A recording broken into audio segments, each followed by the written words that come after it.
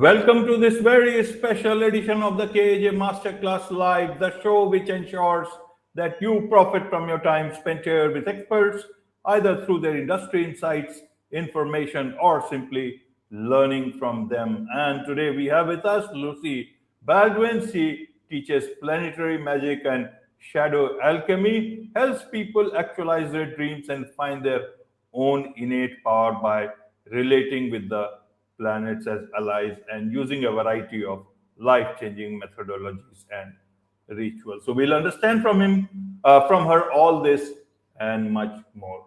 Welcome to the show, Lucy. Thank you. Thank you for having me. You are welcome. Welcome to the show, Lucy. Welcome to India in this online form. And I'm sure not just in India, but a lot of people across the globe will benefit from what we are going to talk right now. We will talk about astrology, we'll talk about magic, we'll talk about personal transformation, and much more. But before that, let's talk a bit about your journey, your background, so that the audience knows who they are listening to. Yeah, so I have a degree in cognitive science, which is basically the study of the human mind and language.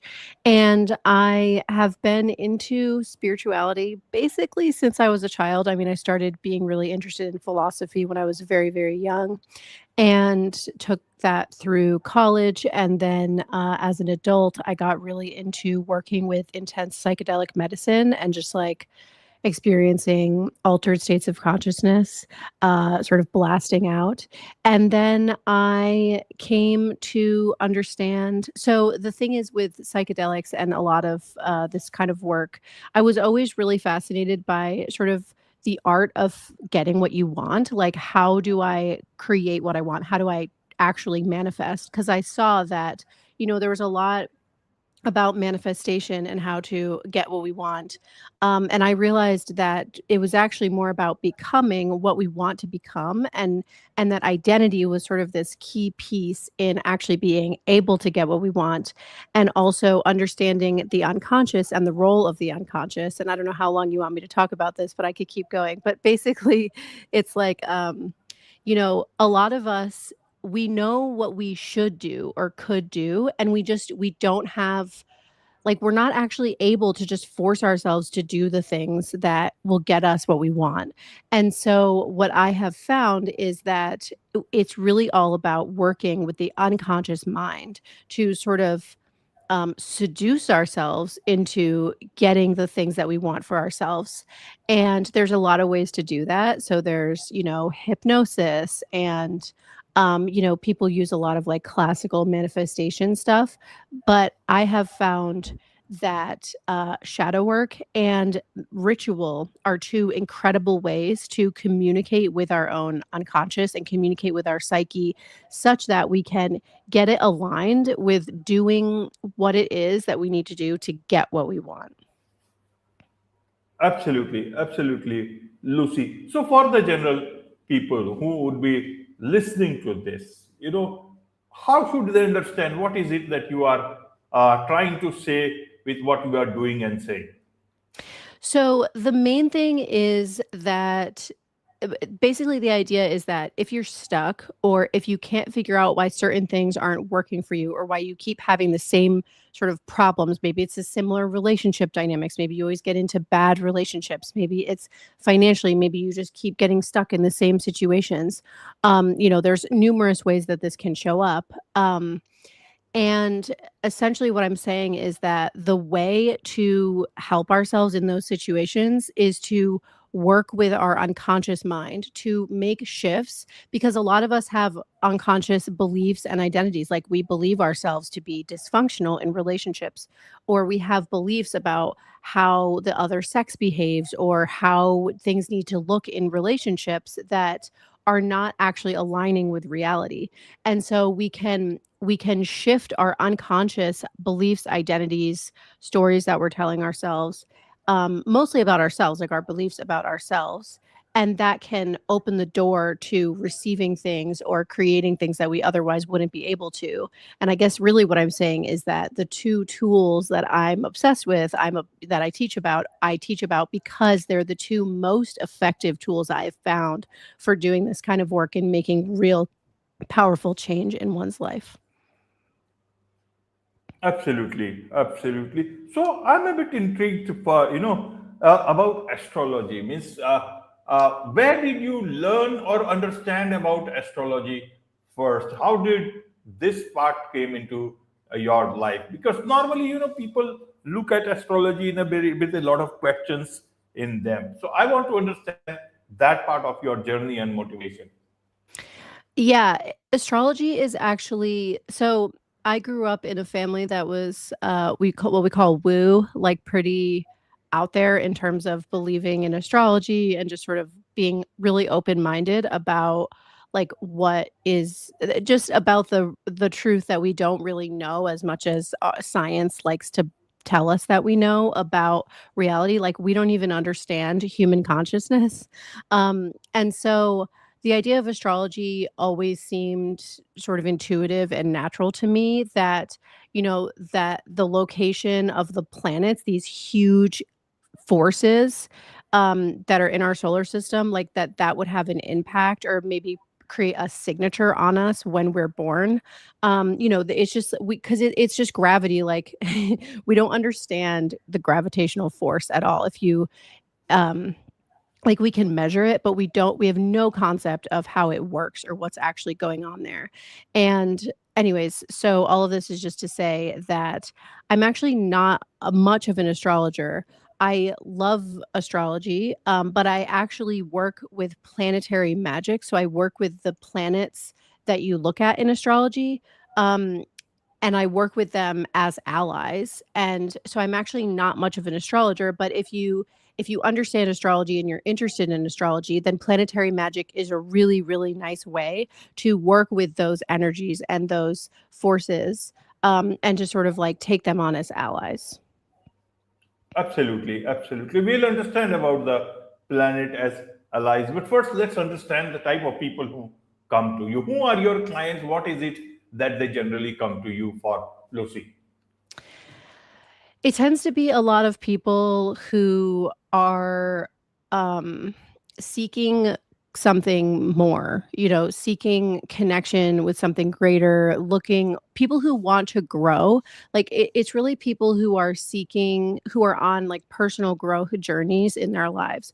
I feel like a lot of us, we feel that, yeah, we want to make our lives as beautiful and wonderful as possible, and we're not just going to accept sort of the mainstream sort of expectations for how we should live our lives. Like I grew up always saying that I would never live my life in a straight line.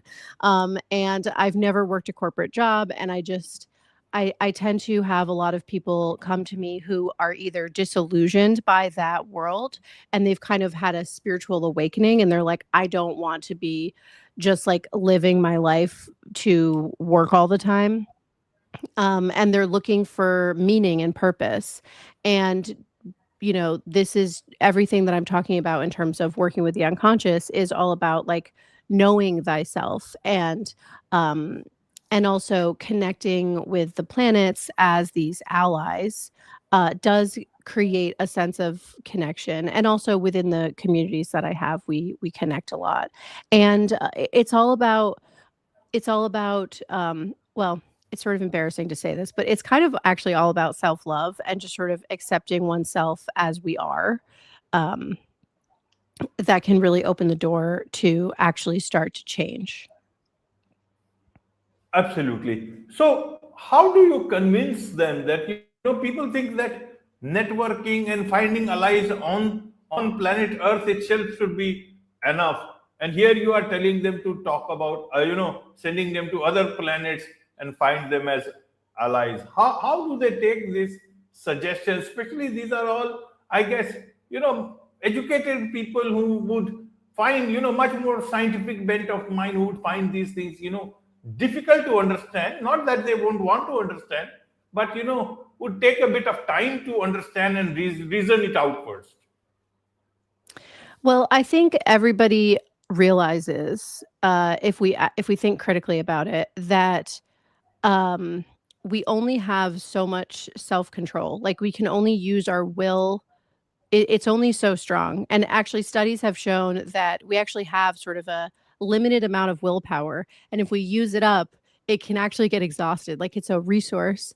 And if they've done studies to show this, like if you use it again and again over a period of time, you will start to lose your ability to control yourself. And so we know that there is something else that is causing us to sort of make the decisions that we're making and do the things that we're doing. And I think a lot of us, we can relate to that. It's kind of like even just things, simple things that we do all the time, we don't notice. Like when you drive to work in the morning, you just get in your car and then you're thinking about stuff and then suddenly you're at work. And so who drove you to work, right? And so a lot of us realize that there is a part of us that is sort of driving us a lot of the time. And what I'm suggesting is that we can have that part of us, that unconscious part of us has it, it has sort of so it has learned from our experiences, from the things that people have taught us, and largely through implicitly through what we've witnessed throughout our life. Like we kind of end up sort of doing what we saw our parents doing or our caregivers doing and our peers. And so those behaviors were just sort of implanted into us. And what I'm suggesting is that we can actually have a lot more power over ourselves. We can actually have a lot more sort of self control. And we can choose how we want to I mean, people call this reparenting, like how we want to update what those behaviors are, what those sort of automatic ways of being are. We can work with ourselves. We can sort of um plant these ideas for updating that information that we have sort of had no control over. And working with the planets is just one of many tools to do that.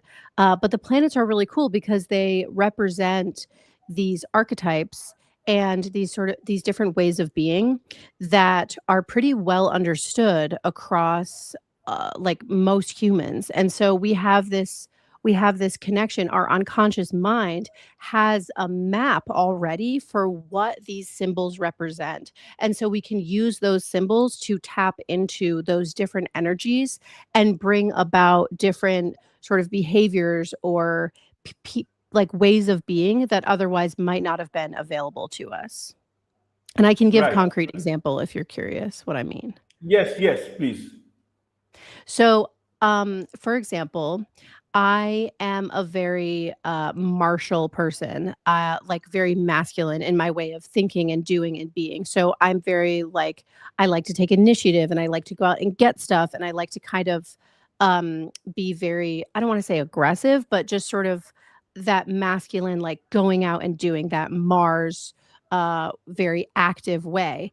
But I have a really hard time relaxing and I have a really hard time receiving, which is more of the Venusian side of things. So it's Venus is the feminine, it's receiving, it's the more passive, like letting things come to you and creating beauty um and then just receiving the gifts of that beauty. And so for me, it's really helpful to work with Venus and practice so just like sort of calling on that archetype and calling it into my way of being so that I can get better at receiving things. Like people used to try to give me things and I would just be like, no, don't give it to me. Like that's how hard it was for me to receive things. I didn't really consciously realize I was doing that, but I would kind of like avoid getting things from people. And so embracing that archetype, helps me become more creative and embrace beauty and also just be able to receive and have better relationships and more connections and not trying to like go and do everything on my own all the time. Absolutely, absolutely. So, what are the challenges that you generally face in what you do? Are these challenges from the people you try to help, or are these challenges from the planets themselves? I think the challenges that we all always face are within ourselves. It's like our own um it's it's our own sort of willingness to face discomfort, our own ability to sort of reflect and see ourselves and you know understand what we're doing and then choosing differently, or having the ability to choose differently, or showing up for ourselves when it's really hard. But most importantly, I would say it's feeling ourselves. I think the primary challenge that most every human faces in every scenario is the willingness to feel the discomfort of uh ourselves, like just of our own experiences. And so we avoid discomfort, and in doing that, we can sort of like shut down parts of ourselves, and also make it much harder for ourselves to actually do the things that we're trying to do. So I would say, like, just be more directly, the biggest challenge I face is uh my own self, like my own sort of limitations in terms of like showing up and putting myself out there and being willing to be seen, and receiving, like I just said. I've had people literally just, like, offer me money, and it is so hard for me. I've said no many times. Absolutely, absolutely, Lucy. So, what does an ideal relationship with our, with our planets look like? How does do they communicate to us? How do we know what they are trying to say? We get the right signals, especially for those people who might be just listening to you and trying to figure this part out? So a lot of why I teach magic in general is to help with all of these questions that you just asked. But I would say the easiest answer I can give is that a lot of it is about learning to trust your own intuition. But also, we are the ones who make meaning. So, as humans, we only receive input in terms of our 5 senses, right? Like, we see things, we hear things, we smell things. We could, we have touch, and with that very limited information, we tell stories. Everything, we're just constantly creating meaning out of it.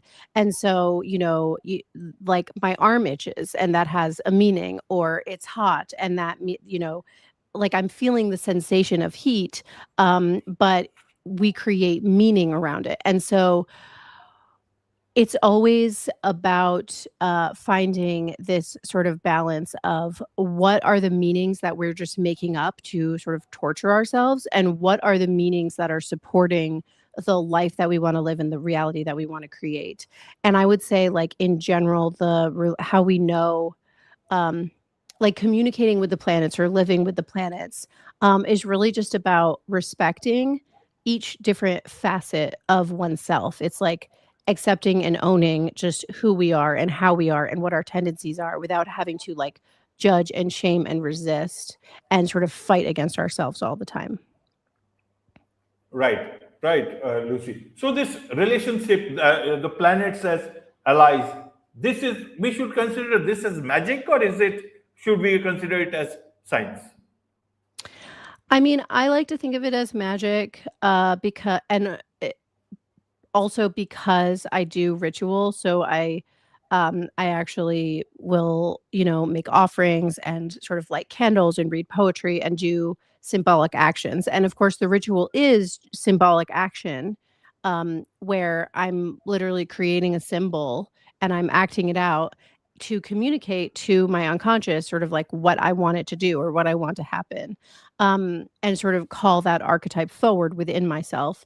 But it really, I think that it is, magic, and I think that, it's magic in the same way that everything is magic. Like, where is the line between magic and science?